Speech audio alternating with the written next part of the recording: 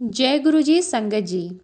संगत जी, जीवन में आगे बढ़ना बहुत ज़रूरी है। आगे बढ़ने के लिए परिश्रम करना भी उतना ही ज़रूरी है। पर कैसा हो अगर हम आगे बढ़ें और दूसरों को भी साथ लेकर आगे बढ़ें, तब उद्धार केवल हमारा नहीं, समाज में और लोगों का भी होगा। और शायद इसे ही चंगे कर्म करना कहते हैं और चंगे बंदे बनना कहते हैं। जैसा कि गुरुजी चाहते थे कि हम चंगे कर्म करें और चंगे बंदे बने। एक बार एक 12-13 साल का बच्चा था जो बहुत ही अच्छा धावक था, बहुत तेज़ दौड़ता था और धीरे धीरे वो अपने जो मुकाम है दौड़ने की रेस में हासिल करता जा रहा था। और एक दिन वो भी आया जब वो स्टेट लेवल पे सबसे अच्छा धावक था। एक बार इंटर स्टेट कंपटीशन होता है, दूसरे राज्यों के बच्चे भी आते हैं दौड़ में भाग लेने के लिए, और उसी के राज्य में वो दौड़ हो रही होती है।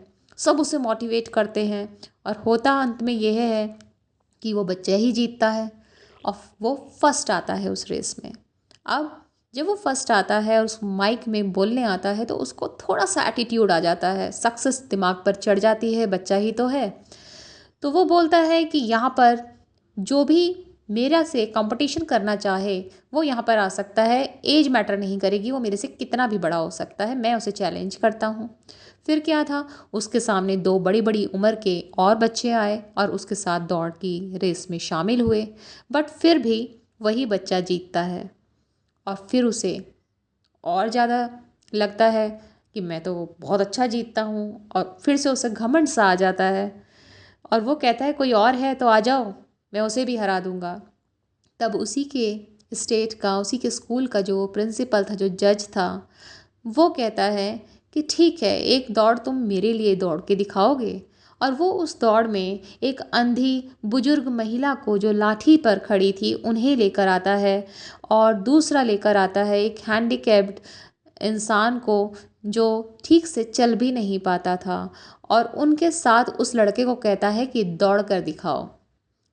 और वो लड़का कहता है ये मेरे साथ कैसे दौड़ेंगे। तो तब वो प्रिंसिपल जो हैं, वो जो जज थे, वो कहते हैं आप दौड़ो तो सही। और जब वो लड़का जी जान से वैसे ही दौड़ता है जैसे वो नॉर्मली दौड़ रहा था, तो फिनिश लाइन तक बहुत आसानी से पहुंच जाता है और कोई भी उसके लिए इस बार क्लैप नहीं करता है। सन्नाटा छाया होता है। जब वो पीछे मुड़ के देखता है तो वो जो महिला थी बुजुर्ग, वो अपनी उसी लाइन, स्टार्टिंग लाइन पर खड़ी हैं, और वो जो लड़का था जिसके पैर में डिफेक्ट था वो भी स्टार्टिंग लाइन पर ही खड़ा है।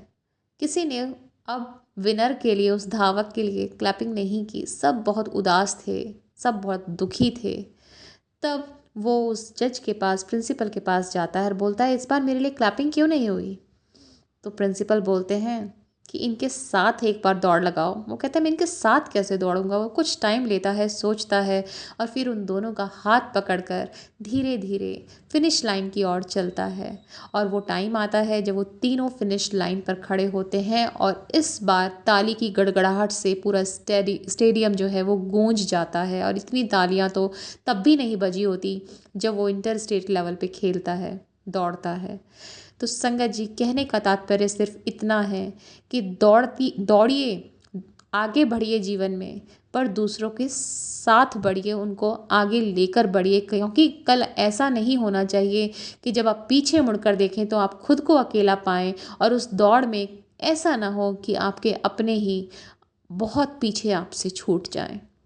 तो बस चंगे कर्म कीजिए, सबको साथ लेकर आगे बढ़िए, सबका उद्धार चाहिए, सबका कल्याण मांगिए, सबके लिए अरदास कीजिए कि सब खुश रहें। तो आप खुश क्यों नहीं रहेंगे। भगवान जो आप दूसरों के लिए मांगेंगे वही आपको सबसे पहले देगा। तो बस चंगे कर्म कीजिए, चंगे बंदे बनिए। जय गुरु जी। शुक्राना गुरु जी।